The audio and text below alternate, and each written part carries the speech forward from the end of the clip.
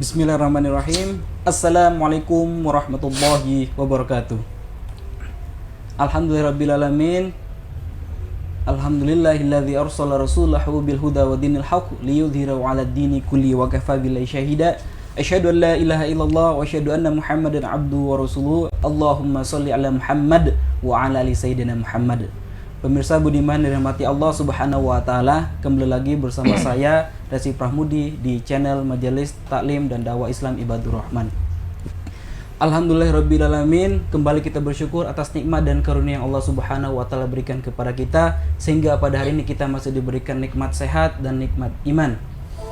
Tak lupa pula salawat serta salam kita aturkan kepada uswatun hasanah kita, junjungan kita, yaitu Nabi besar Muhammad sallallahu alaihi wasallam yang telah berjuang mendakwahkan Islam di bumi Allah Subhanahu wa taala ini, dan tentunya bersama keluarga beliau dan para sahabat yang senantiasa ikhlas rela berkorban berjuang bersama beliau demi tegaknya Islam di muka bumi ini.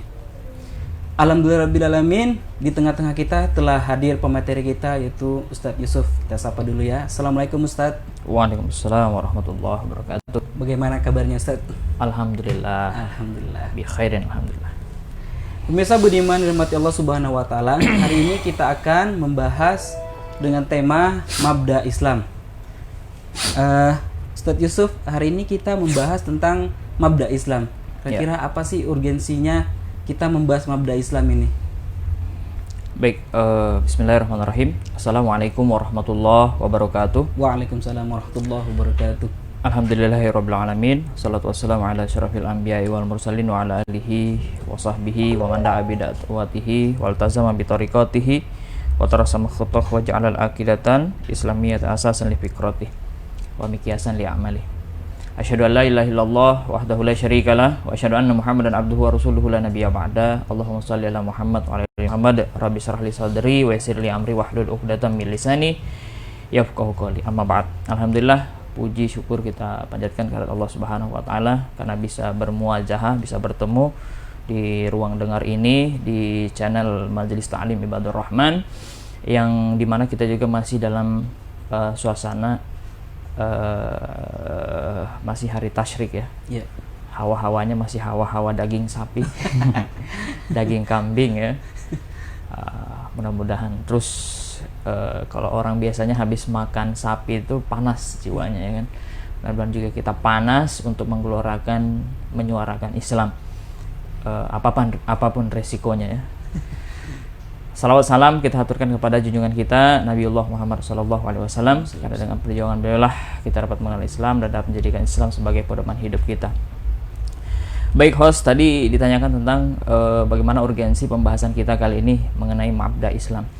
Jadi yang pertama, di dalam kitab Nidhamul Islam yang ditulis oleh Syekh Taqiyuddin Ad-Dabhani, di bab pertama fakroh paragraf pertama itu disebutkan bahwa yanhadul insanu bima indahu min fikri anil hayati wal kauni wal insani wa an alaqatiha jami'iha bima qoblal hayatid dunya wa ma ba'daha.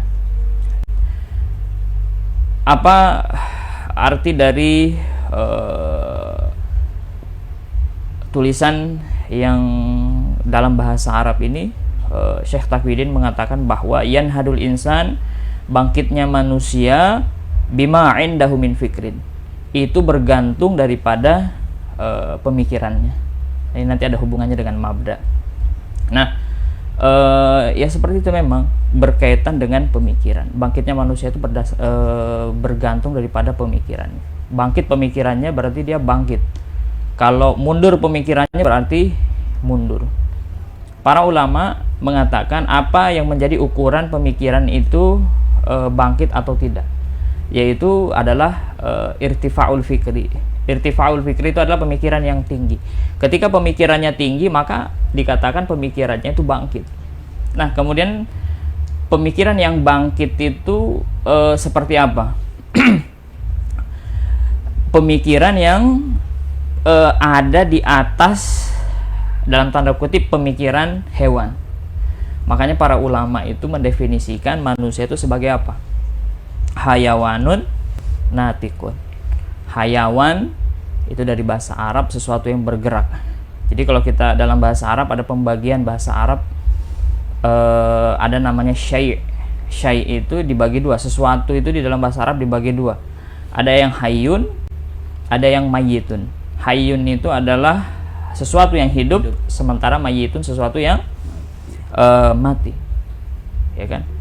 Makanya kalau kita mendefinisikan manusia itu sebagai syai'un natikun, itu boleh. Sesuatu yang natik. Natik itu dalam kamus bahasa Arab dikatakan akilun. Sesuatu yang berpikir, boleh. Tetapi maknanya jauh. Mu'arifnya sangat jauh sekali. Tetapi kalau kita mengatakan hayawanun natikun, hayawanun itu adalah bagian daripada hayyun tadi. Hayyun itu ada yang sifat, ada yang dinamakan hayawanun, ada yang dinamakan nabatun. Hayawanun itu hewan, nabatun itu adalah tumbuhan. Nah, hayawanun ini adalah makhluk hidup yang bergerak itu berdasarkan nalurinya. Itulah yang dinamakan hayawanun tadi. Nah, kalau kita cuma bergerak berlandaskan naluri saja, maka pikiran kita tidak akan bangkit. Yang kita pikirkan hanya apa? Hanya makan, minum, tidur, kekuasaan, kemudian buang air, minum air, ya kan, sambil menyelam minum air. Yang dipikirkan cuma itu, maka kita tidak ada bedanya dengan hayawanun tadi, hewan. Ya kan? Maka pikiran kita mundur. Hewan kan seperti itu, yang dia pertahankan kekuasaannya. Hari ini cari makan, ya kan, auratnya tidak ditutup. Kemudian makan, minum, cari pasangan, itu aja sudah. Kalau manusia hidupnya cuma seperti itu, cuma makan, minum, cari pasangan, itu tidak ada bedanya dengan hewan tadi. Dalam hal ini pikirannya mundur. Makanya kata para ulama, irtifa'ul fikr ini pemikiran yang tinggi. Makanya tadi dikatakan hayawanun natikun. Hewan, kalau dari harfiahnya hewan yang berpikir, sesuatu makhluk hidup yang bergerak berdasarkan nalurinya dan dia berpikir. Itulah manusia. Manusia itu bangkit ketika dia berpikir, ketika pemikirannya bangkit di atas rata-rata tadi. Itulah orang yang bangkit. Kemudian yang pemikiran yang tinggi itu di dalam kategori lain seperti apa? Dikatakan oleh Syekh Taqiyuddin tadi, fikrin anil hayati wal kauni wal insani wa an alaqatiha jami'iha bima qablaha bima qablatil hayatid dunya wa ma ba'daha. Ya, pemikirannya tentang manusia, alam semesta, kemudian kehidupan, ya, sebelum yang ada antara sebelumnya dan sesudahnya, kemudian alaqatiha. Jadi yang jadi kata kunci ini di sini adalah qabla, ba'da, dan alaqatiha. Nah, sebelum manusia, kehidupan dan alam semesta ini ada, sebelumnya itu apa yang ada? Yang ada adalah sang pencipta, al-khaliq atau al-khaliq, al-mudabbir, pencipta yang mengatur semuanya. Siapa dia? Allah Subhanahu wa ta'ala. Huwallazi khalaqas samawati wal ard. Dialah Allah yang menciptakan langit dan bumi. Ada Allah di situ. Ketika dia berpikir bahwa ada Allah di dalam yang menciptakan dia, wah, ini sudah ciri-ciri dia bangkit ini. Ya kan? Kemudian ba'daha, setelahnya, setelah alam semesta ini ada apa? Setelah semuanya ini musnah, setelah semuanya ini hancur, ya, kita secara pemikiran pasti mengatakan, wah, kita akan kembali semuanya kan. Manusia paling 60 kita lihat meninggal. Tiap hari kita lihat ada yang meninggal. Tiap hari ada yang lahir, meninggal, lahir, meninggal, lahir, meninggal. Itu aja yang kita dapatkan. Nah, secara pemikiran kita tahu bahwa kita ini semua akan musnah. Sesuatu akan hancur. Nah, akan kembali kemana? Ba'daha tadi. Maka semuanya akan kembali kepada Allah. Ya kan, innalillahi wa inna ilaihi raji'un. Semuanya itu milik Allah dan akan kembali kepada Allah. Dan tidak terlupa adalah alaqatiha.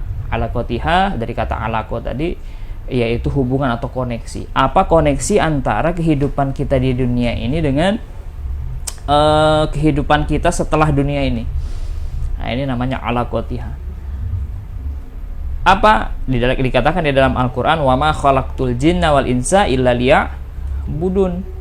Tak kuciptakan jin dan manusia kecuali untuk Apa kata Allah? Untuk menyembah kepadaku. Dan inilah hubungannya. Bahwasanya faman ya'mal mithqala dzarratin khairan yarah wa may ya'mal mithqala dzarratin syarran yarah. Semua amal itu akan dimintai pertanggungjawaban sekecil apapun. Ya, baik kita di dunia, maka nanti kita habis setelah kehidupan kita di akhirat nanti, setelah hari kiamat, maka baik juga. Ketika kita di dunia buruk, maka nanti di hari akhir kita mendapat kehidupan yang buruk. Inilah koneksinya antara kehidupan dunia dengan kehidupan di hari akhir nanti di akhirat. Nah inilah ketika kita bisa berpikir seperti itu, maka kita telah bangkit pemikiran. Nah inilah pentingnya, bahwasanya pemikiran manusia itu harus bangkit. Makanya penting untuk mengkaji, ya kan, mengkaji tentang pemikiran-pemikiran tadi, tentang manusia, alam semesta, kemudian hubungannya, apa yang ada sebelum dan sesudahnya tadi.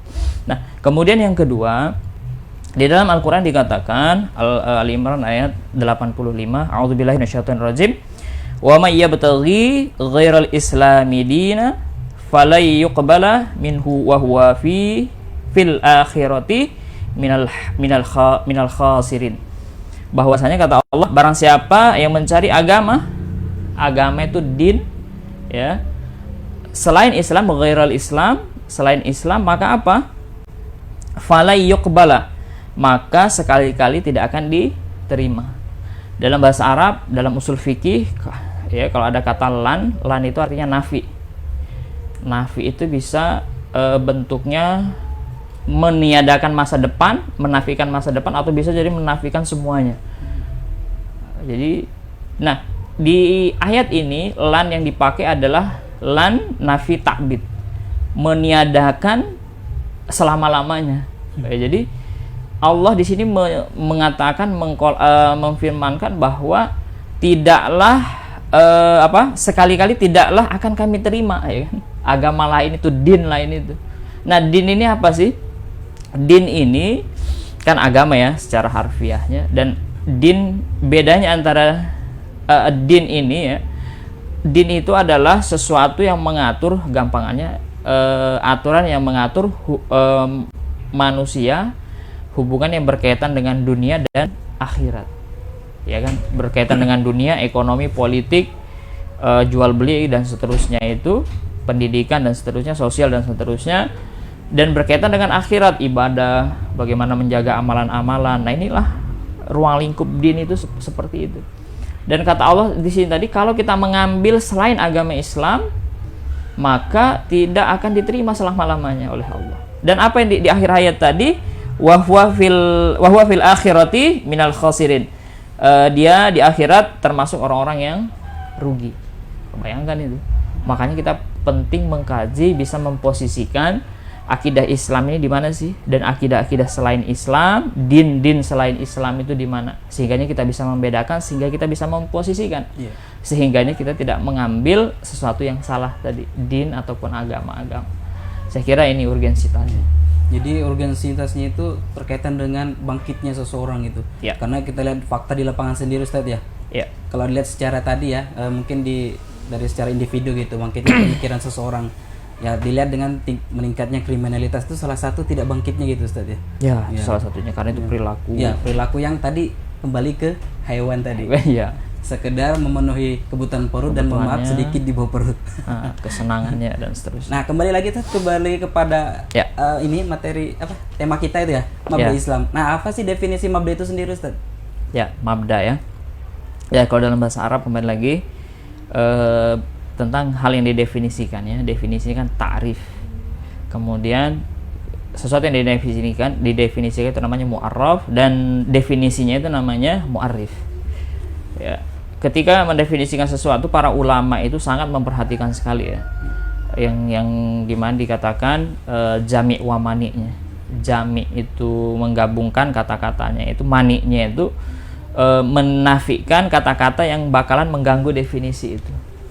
Ya kan, misalnya tadi hayawanun natikun, itu definisi yang sangat mendekati dengan fakta manusia itu, bahwa sesuatu yang bergerak berdasarkan nalurinya dan dia berpikir.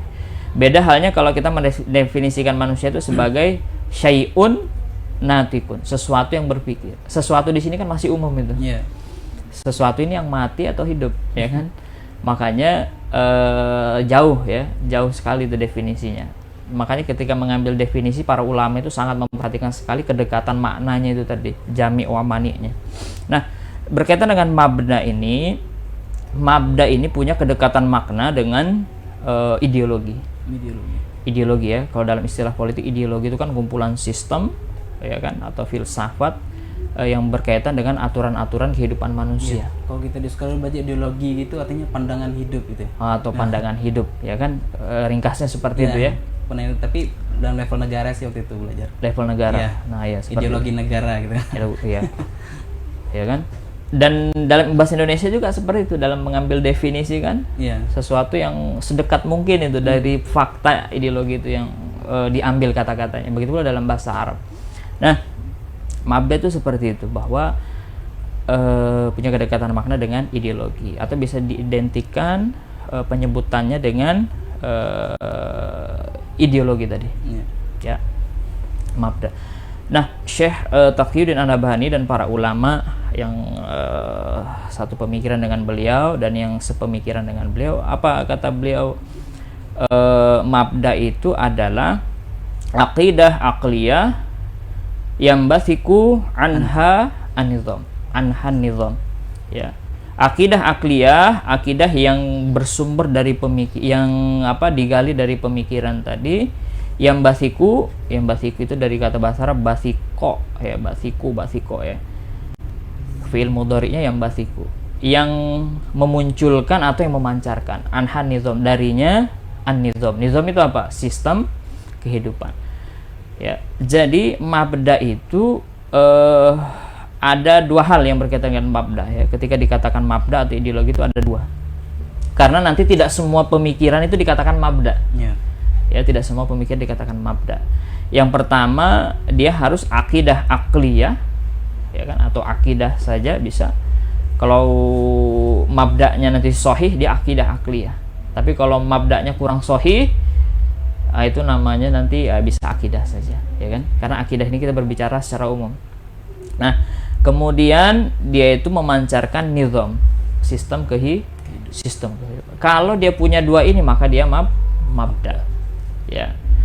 Taruhlah misalnya kita cari misalnya agama-agama selain Islam. Misalnya agama Hindu, Nasrani, kemudian agama-agama yang lain, itu bukan mabda. Kenapa dia bukan mabda? Karena yang pertama, akidahnya, dia memang punya akidah tapi tidak punya nizam tadi, sistem kehidupan yang mengatur ekonomi politiknya secara komprehensif, mereka tidak punya. Ya. Makanya kalau kita lihat sejarah, misalnya di Romawi, ketika pada saat itu orang-orang Kristen berkuasa, ya kan, mereka memang agamanya Kristen, Nasrani, ya kan, Katolik pada saat itu. Tetapi dalam sistem pemerintahannya mereka menggunakan sistem pendahulu-pendahulunya, kekaisaran, sistem kerajaan, imperium, ya kan. Mereka menggunakan itu, tidak imperium, kemudian kerajaan kekaisaran itu kan tidak diambil dari agama mereka, tetapi dari tokoh-tokoh mereka yang punya pemikiran brilian, jenius, kemudian mereka melahirkan sistem pemerintahan. Tidak diambil dari agama. Nah, makanya Yahudi, Hindu pun begitu. Ya, mereka punya kerajaan, ya kan. Kalau kita lihat sejarahnya, kerajaan Hindu juga seperti itu, Raja Asoka dan seterusnya. Memang mereka Hindu, tapi dalam sistem pemerintahannya mereka menggunakan kerajaan, dan kerajaan itu merupakan sistem yang tertua, ya kan, yang dibuat oleh manusia. Ya. Begitu pula di Jepang misalnya. Di Jepang itu ada agama Shinto, ya kan. Kaisar-kaisarnya agama Shinto, tapi dia memakai sistem kekaisaran yang dimana dia tidak ngambil dari agama, tetapi mengambil dari pemikiran tokoh-tokohnya. Nah, seperti itu ya. Makanya kalau kita lihat pemikiran-pemikiran di dunia, contohnya sosialisme, Asyuyu'iyah ini ternyata kalau diteliti, mereka punya dua ini juga. Punya akidah, akliyah, punya nizam juga.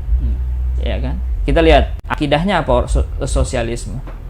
Mereka punya keyakinan, punya akidah yang namanya materialisme, madiyah. Ya, materialisme ini kan menjadi seakan-akan menjadi Tuhan-Tuhan mereka, ya kan. Sistem ketuhanan mereka itu materialisme. Mereka mengatakan semua yang ada di alam ini berdasarkan apa perubahan materi tadi, proses dialektik materi. Ada tesis, ada antitesis, melahirkan yang namanya sintesis, ya kan. Kemudian dari sini dia bangun teori-teori bagaimana munculnya manusia, ya kan, manusia, kemudian bagaimana munculnya perubahan masyarakat dan seterusnya. Dari situ dia ngambil. Begitu pula kalau kita lihat kapitalisme. Kapitalisme ini juga ternyata punya akidah dan punya sistem juga yang dipakai Barat sekarang. Kalau tadi sosialisme dipakai oleh Rusia dan sistem sosialnya negaranya dipakai oleh Cina sampai sekarang. Walaupun ekonominya sekarang Cina itu kapitalis sama dengan negara-negara Barat. Ya kan? Mereka sekulerisme yang kapitalis tadi dan mereka punya sistem akidah. Seperti itu ya. Jadi pemikiran-pemikiran sosialis kapitalis itu bisa dikategorikan sebagai mabda tadi. Kemudian termasuk tadi yang agama-agama selain Islam tadi bukan mabda, karena mereka hanya membahas masalah spiritual, tidak membahas masalah ekonomi, politik, pemerintahan. Ya.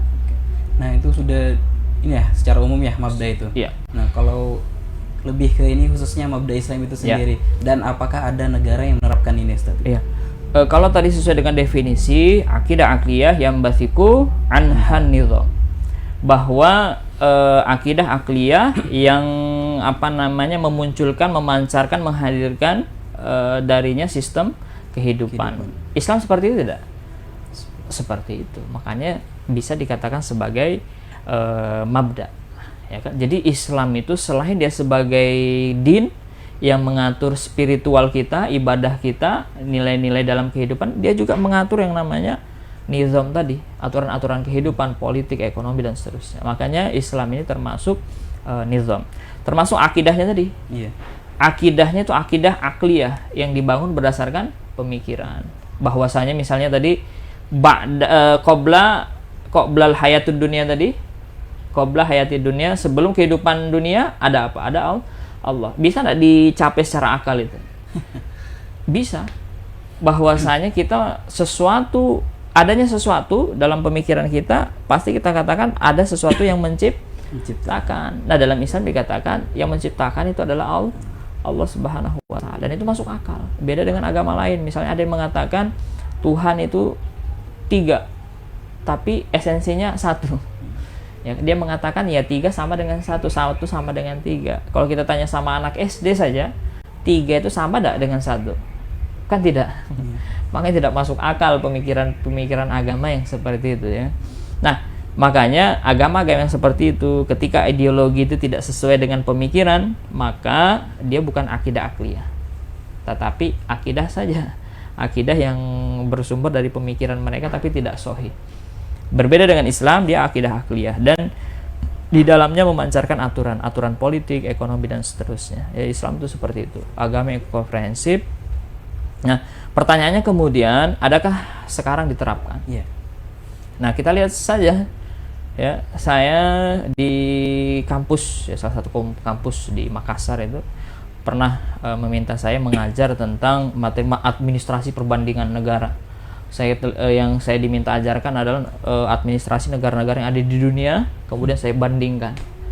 Ternyata memang benar ya, tidak ada yang menggunakan Islam. Paling ada Islam ya simbol saja.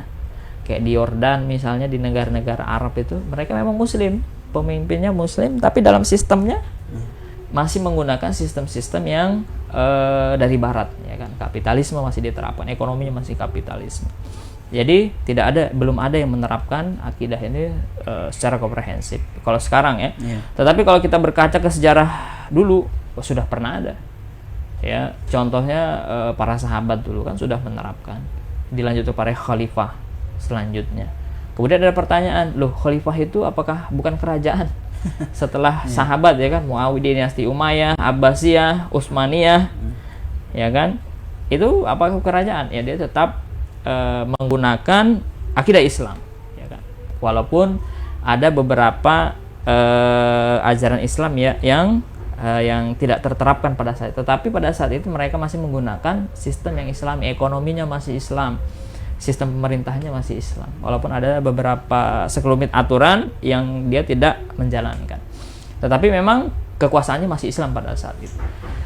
Berbeda dengan sekarang, sama sekali tidak, ya kan? Semua lewat apa? Demokrasi, pemilu dan seterusnya, ya kan? Dan mereka tidak menerapkan mabda Islam itu secara keseluruhan. Seperti itu. Ya, sudah lewat banyak nih Ustaz. Berapa menit nih sudah banyak. Oh ya. Mungkin kita cukupkan dengan Ustaz closing statement terkait dengan bangkitnya ini pemikiran manusia itu terkait dengan mabda ini. Baik, tadi di awal saya mengatakan bangkitnya pemikiran manusia, bangkitnya manusia itu bergantung daripada pemikirannya. Jadi itu memang penting. Kemudian yang kedua, mabda Islamnya harus kita terapkan ya dalam kehidupan kita. Dan dalam kalau kita bahas di kitab yang tadi saya sebutkan di bab tentang qiyadah fikriyah, itu dikatakan bahwa bagaimana Islam itu bisa memimpin dalam sebuah peradaban. Itu kan tugas kita itu. Yeah. Rasulullah Shallallahu Alaihi Wasallam kan di dalam hadis dikatakan, "Shallu ra'aitumuni usolli." Salatlah kamu sebagaimana melihat aku. Ra'aitumuni usolli, sebagaimana melihat salat. Rasul itu menetapkan hukum berdasarkan wahyu. Tidak hanya itu, Rasul juga mencontohkan. Ya kan? Begitu pula dalam zakat, Rasul mencontohkan. Puasa, Rasulullah mencontohkan. Ya kan? Nah, begitu pula dalam bagaimana kita menerapkan mabda Islam tadi dalam sebuah peradaban, Rasulullah mencontohkan, ya kan, bagaimana tahapan dakwah Rasul itu kan untuk menerapkan Islam, ya kan, sampai menerapkan Islam, kemudian hijrah ke Madinah. Di Madinah berdirilah sebuah negara yang menerapkan Islam pada saat itu dan menyebar sampai ke seluruh dunia, sampai 2/3 dunia dikatakan dalam buku-buku sejarah. Nah, intinya adalah kebangkitan kita berdasarkan pemikiran, dan pemikiran yang kita punya ini mestinya kita sebarkan, kita terapkan dalam kehidupan kita. Oke, terima kasih Ustadz atas pemaparannya terkait dengan mabda Islam. Demikian pemirsa, pembahasan kita hari ini dengan tema mabda Islam. Itu pentingnya kita untuk membangkitkan pemikiran kita. Pemikiran yang bagaimana? Itu berdasarkan mabda Islam, yaitu tentunya berpedoman kepada Al-Quran dan As-Sunnah. Demikian hari ini tema kita dengan mabda Islam. Kurang lebihnya saya mohon maaf. Saya Resi Pramudi undur diri. Assalamualaikum warahmatullahi wabarakatuh. Waalaikumsalam warahmatullahi wabarakatuh.